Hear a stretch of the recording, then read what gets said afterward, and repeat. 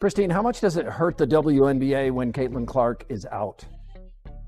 It is devastating to the WNBA when Caitlin Clark is out. Now, I know a lot of us were expecting some sort of dip since Caitlin Clark has been out with injury, but I don't think all of us were expecting the entire viewership of the entire WNBA to be down. And this tweet from Christine Brennan really stuck out to me. She said one player gets injured and more than half the TV audience for the entire league disappears. Has any other athlete ever had that kind of impact on a sport? Golf without Tiger definitely dropped precipitously on occasion. The WNBA is in a dire financial situation and unable to prevent the collapse of their entire empire without Caitlin Clark on the pitch, proving once again how little this league has learned about protecting the one athlete who helped them rise from obscurity to fame. This is the story of a league that continues to injure itself while its best player is sidelined, and how their unwavering denial of reality costs them millions of dollars every day. And the truth is the truth, and the data is there. And what we saw when Caitlin was out the last time, the 5 games that she missed earlier in the season, the WNBA's viewership dropped more than 50%. Not just the Fever, but the entire league. In this era of orchestrated drama and social media uproar, facts are as hard to come by as sold-out WNBA games without Caitlin Clark. When Clark was sidelined on June 24th due to a quad injury, the league's glaring dependence on a single player came to light.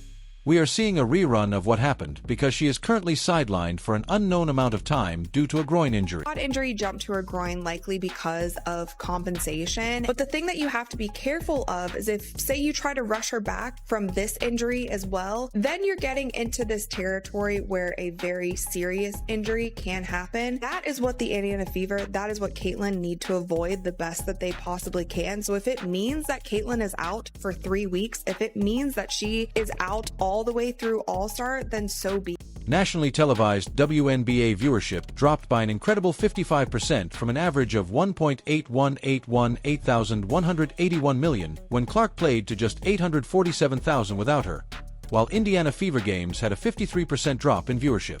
However, this is the point at which the narrative becomes utterly ludicrous. And by ridiculous, we mean unavoidably catastrophic for a league that refuses to own up to its mistakes. Went down. The WNBA ratings have dropped over 55% across the board. Hey, guess what, guys? The league is Caitlin Clark. The league is Caitlin Clark. She is the WNBA, guys. Sidelined with a left quad strain May 24th. National TV viewership has plunged since then 55%. Before the injury, the Fever, her team, were averaging 1.81 million viewers, almost 2 million. Since her injury, fewer than 800. While Caitlin Clark was busy doing what she does best, filling arenas to capacity, smashing television rating records, and earning record-breaking revenue, the WNBA was busy doing what they do best, doing nothing at all to protect their most valuable asset. It appears appropriate to lecture everyone about basketball plays while allowing opponents to target a player who generates 26.5% of all WNBA economic activity without consequence. What's fascinating, and by fascinating I mean furious, is how this identical circumstance has happened in the past. But the league doesn't appear to be able to get past its history. Following the injury of its best player, the WNBA has previously experienced a drop in revenue and viewership.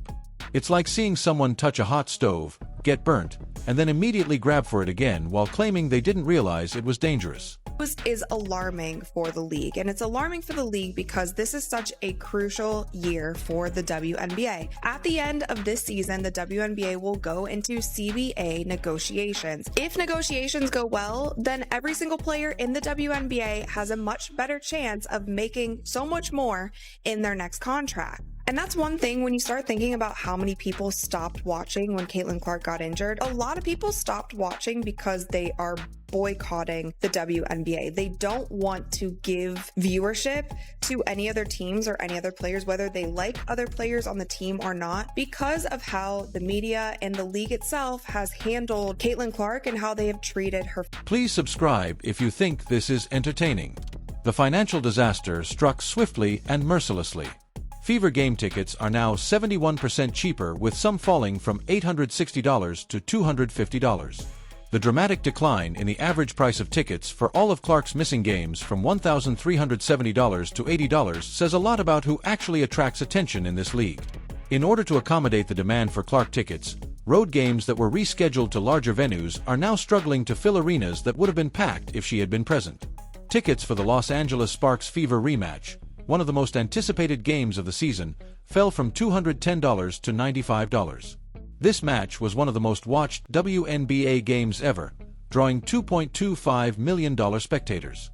But without Clark, it becomes just another game that is uninteresting to casual viewers. Concerning about this is the fact that we are only a month into the regular season, and Caitlin Clark has already been out with 2 injuries, with the first one being her having to miss some time with a left quad strain. Now, of course, this is concerning because if you're already on your second injury, you don't want to be that player that is always hurt. Cough, cough, Embiid, cough, cough, Anthony Davis. So I really do hope that the Fever really sits her out right now for a while, only because you don't want her to have more long-term injuries and be more prone. Veteran sports writer Christine Brennan is one of the most vocal opponents of the WNBA's handling of its top player. Her next book, On Her Game, Caitlin Clark and the Revolution in Women's Sports, promises to expose the league's flaws. After Clark was singled out by opponents once more, Brennan said, the WNBA continues to fail to meet the moment. When more people watch than ever before, this is what they see. Brennan's critique is direct and concise. Over half of the league's television viewers are drawn to Clark alone, according to league statistics. They still allow her to receive hard fouls and cheap hits, though, which are just meant to frighten their star player. It's like seeing a restaurant owner allow customers to make fun of the chef who is the only attraction for customers. Man, bruh. Congratulations to the WNBA. Your ratings are going to drop by 55 to 60% once again. I believe the WNBA have successfully broken. It's becoming a predictable and annoying tendency. Clark is often fouled by opponents who seem more interested in making comments than in playing basketball. The Phoenix Mercury were responsible for 80% of the league's 30 egregious fouls on Clark, 5 of which happened in 2026. She is criticized for being unduly confrontational when she responds to the physical play. When she doesn't respond, she is criticized for being too sensitive. The league is unwilling to correct the situation in which there is no winner. Meanwhile, not just the Fever, but the whole WNBA ecosystem continues to suffer financial devastation. The league was already projected to lose $50 million this year. Despite the Clark-driven surge in popularity, those losses are growing at an alarming rate when she isn't performing as attendance figures return to their pre-Clark levels, television ratings fall, and item sales stagnate. As big a deal as Tiger was in men's golf, Keith, he did, and when he was gone, it affected the ratings, but nothing like that. And, Michael Jordan being out, maybe a 5 percentage points or something. Nothing like this. You can make a strong case, and I will make that case, and have that there is no one single athlete more important to his or her sport or tour or whatever the circuit is that they play on than Caitlin Clark is to the W. When Clark initially started playing, she was a humble rookie who frequently complimented her teammates to deflect attention from herself. She handled criticism with remarkable grace and maturity for a 22-year-old. The league had the chance to embrace her, protect her, and use her notoriety to advance the game overall. Instead, they allowed jealousy and small-time politics to destroy what should have been a celebration of women's basketball. Beyond ticket sales and TV ratings, a Clark's injuries have far-reaching effects. Corporate sponsors committed millions of dollars. But in light of the Clark-driven development, many now question the rationality of their decisions. This situation reveals a significant problem with how the WNBA portrays itself. The league seems to be caught between wanting to be taken seriously as a professional basketball enterprise and embracing every bit of contrived drama that could fuel social media activity. You cannot possess both of them. Professional leagues protect their stars while maintaining the fairness of competition. High school drama groups try to get attention by stirring up controversy. I don't even know where to begin, man. I hope Caitlin Clark is okay. I want to know when this injury even happened, bro, because let's be serious here.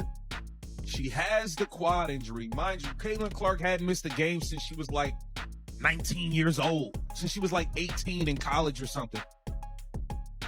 Now she has a groin injury. We've never seen Caitlin Clark play as bad as she played the last 3 games. Let's just be serious here. She's like 1 for 20-something on threes in the last 3. We've never seen her shoot the ball this way. I'll say that. Has she been hurt and playing through this? As I said, there is a stark and embarrassing difference with other professional sports leagues. What if the NBA maintained that the sport was solely competitive while allowing players to pursue LeBron James with dirty moves for months?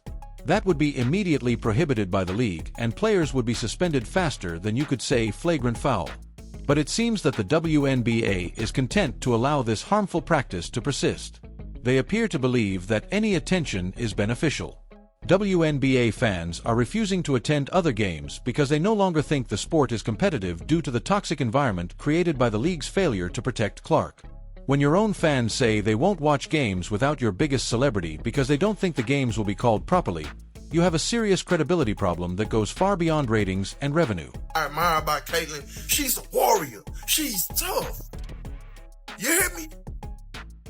Bruh, you just don't see players. You don't see female basketball players like her. I'm sorry. I haven't seen a lot of female basketball players, like I said. The WNBA has had several opportunities to turn things around, but they have continuously failed, which just makes things worse. Every incident involving Clark should have warned the league to establish clear rules for player safety and fair play. Instead, every situation has been met with the same trite responses about basketball plays and letting the players play.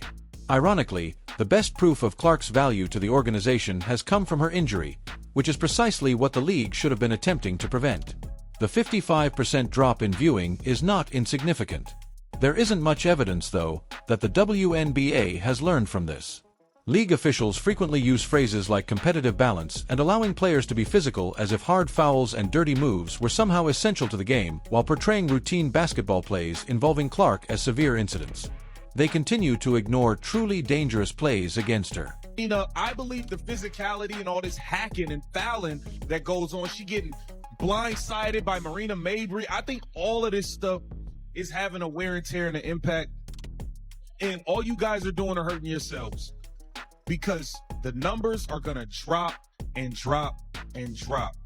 And trust me, when it's time for that collective bargaining agreement, they are going to point to this and say, well, how can we give you guys all this money? What happens if she gets... The WNBA must make some tough decisions regarding the kind of league they want to be. But there isn't a complex solution to this issue. If they want to be seen as a professional basketball organization, they have to start behaving like one. They have to establish clear guidelines for player safety and consistently follow them. Artificial disputes must no longer overshadow the actual basketball game. Above all, they need to recognize that their top performers, especially those who genuinely fill venues and boost TV viewership, should be protected from the kind of bullying and targeting that only serves to create drama on social media. The WNBA's ongoing drop in revenue, attendance, and viewership following Clark's departure serves as a depressing reminder of what the league was before to her arrival and what it may once more become if they don't change their approach. The league's average viewership this season was only 555,000 without Clark, which was significantly less than the 670,000 average from the prior year. These numbers represent a return to the pre-Clark era of empty stadiums and meaningless games that were only attended by ardent fans because of the way they play the game, because I love the WNBA. I love the way they play the game. But we really watch it because Caitlin Clark and everybody watching. Now listen, if I keep bumping her, knocking her down, might get her a concussion, you might hurt her for real. For 2 weeks, she was done with like a hamstring. She was down. 55% of the viewership was down. She comes back the next game, it's about 3 million viewers. Now let me tell you something. Growing up in the hood, they teach you this. Always protect the money. Y'all keep hurting her and all that. She's going for a year or two. Ain't nobody gonna watch it. If nobody watches, how y'all gonna make and generate? The worst thing about the whole situation is that it didn't have to be this way. If the WNBA had adequately protected and promoted their star athlete, they could have used Clark's popularity to build a strong foundation for long-term success. Instead, they have built a house of cards that collapses as soon as their best draw is removed off the court until they figure out how to protect and advance the players who actually spark interest in their league.